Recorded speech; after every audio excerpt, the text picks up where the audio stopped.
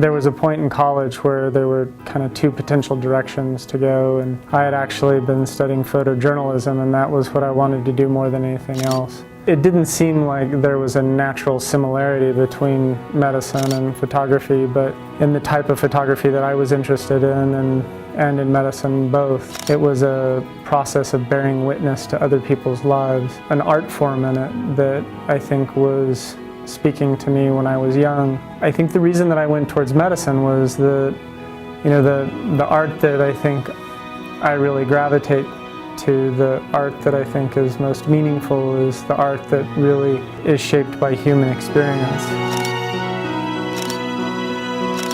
I didn't feel that I could bring the same thing to my photography if I didn't have that experience, if I didn't have that opportunity to bear witness to the depths of human experience. And so by going into medicine, I found that. You know, a lot of times when people are injured, there will be lots of photographs in the room of them when they were younger, when they played football, or when they used to dance, or images of them before the injury, and they're reluctant and hesitant, almost stuck, to begin to include photos of the present. So when you start taking photos of the present, I mean, when you pull the tool out and you start shooting, it doesn't matter whether there's film in the camera or the camera's even on. It forces you into the present. It makes you think about what you look like and where you are and what you're doing. Even more difficult at a place like Craig, where you wake up in a nightmare and it's hard to put your feet on the ground. And so to force someone into the present can be almost painful for everyone. I think that it forced everybody to be mindful. But of all the things that an image captures, I think the most important thing to capture is emotion.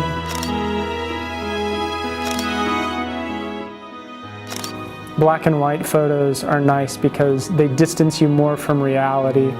And so by pulling out a camera and actually documenting it, as long as you are someone who can be comfortable with that process, it creates an opportunity for mindfully acknowledging where you are in your life, no matter how painful it is.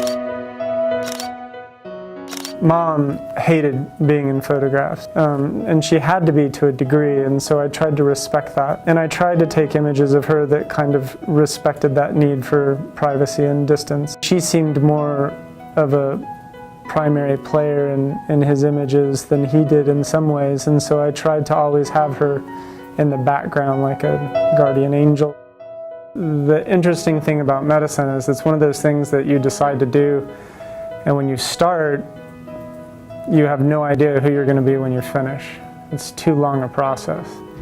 You know, most careers you can think, oh, I want to do this, and by the time you get there and you have some skills in it, you're kind of a little bit of who you started with is there with you. That's not so much the case. I mean, it's A, it's very, very long, and B, it's life-changing, and it changes who you are. It steals your soul and hopefully gives it back to you. And I think that good photography does the same thing. And then in the end, I could pull the photos out and say, hey, this is where we were.